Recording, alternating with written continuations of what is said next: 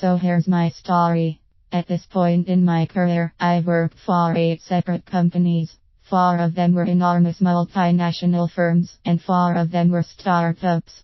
3 of the startups that I worked for went out of business, and I'm now working at my 4th startup. Keep your fingers crossed. If anyone out there is in a position to talk about what a product manager needs to be doing at a startup, I guess that it's me. Where to start? It's an ugly secret of the universe, but as important as we product managers think that we are, most firms don't realize that they need us until they are already up and running. What this means is that as a product manager, if you are joining a startup, you are going to be joining a company that has already left the starting line. In most cases, I get emails from product managers all the time telling me that they've just joined a startup and they'd like to know what they should do first. Work on the product development definition, requirements roadmap, marketing material, etc. My recommendation to them is always the same. Stop. Look, the company didn't have a product management position until they hired you. What this means is that things finally got bad enough that they decided that they needed to have someone step in to fix things. As their new product manager, you need to initially focus on solving those problems that have caused them to decide to hire you. More often than not, what has happened is that things have gotten out of control. Nobody knows what is in the product now. Nobody knows what new features are coming or when they will be available. As the company's new product manager, you are going to have to move very carefully. Everyone else is used to doing things their way. You are a new factor. They'll probably initially treat you with respect.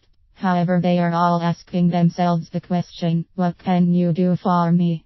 This means that you need to identify the problems that development, sales, support are having right now and create solutions for them. By doing this, you'll make their lives better and you will have shown your value right off the bat, both of which are good things to add to your product manager resume. It's all about relationships. In a big company, you get things done by knowing who to call. In a startup, you get things done by actually doing them.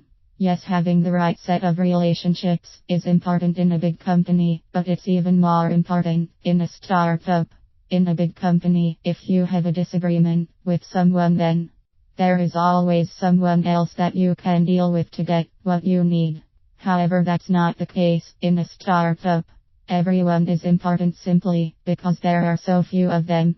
This means that you are going to have to take the time to build high quality relationships with everyone. More often than not, the first set of relationships that you'll be faced with building will be with the company's product development team. This can be a tough challenge. The development team feels that they are the ones who are responsible for getting the company to where it currently is. They've decided what functions went into the product and what they look like. Now you are showing up and telling them that you'll be taking these tasks over. You are going to have to sell it to them as freeing them up to do more of what they do best, develop a great product. Also, you'll take responsibility for any bad guesses. The other team that will be important for you to connect with will be the sales team.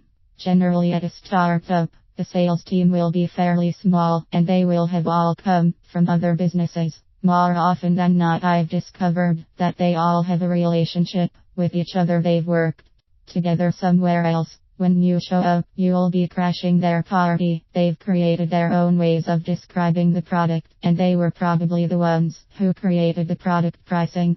You are going to have to convince them that having you on board is going to allow them to sell more.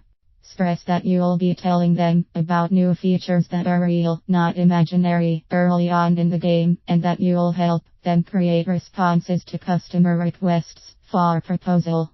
Show your value and you'll be accepted by the startup's sales team. What all of this means for you. All companies are not created the same.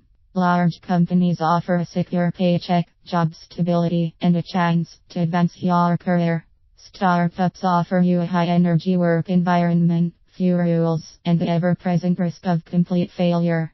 If you find yourself as a product manager for a startup, You are going to have to be aware of what you'll have to do in order to be successful, even if it was now covered in the product manager job description.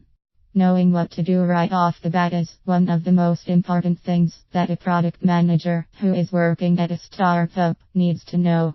The good news is that the company ran into a problem that they hired you to solve. What this means is that this problem is exactly what you need to tackle first. Don't worry about roadmaps, release schedules, etc. As you solve problems, it's going to be very important that you build relationships with the people who matter. Two groups that will be critical to your success include development and sales. Take the time to build the relationships with them. That will serve you well over time. I've worked for both large, established firms and startups. I like working at startups better even though there is so much risk involved. I feel as though the startup really needs me. My actions have a very clear impact on what and how the company conducts business. However, at a startup the rules for what a product manager needs to do are different. Make sure that you know what you need to be doing and who you need to be working with, and everything will turn out to be a success.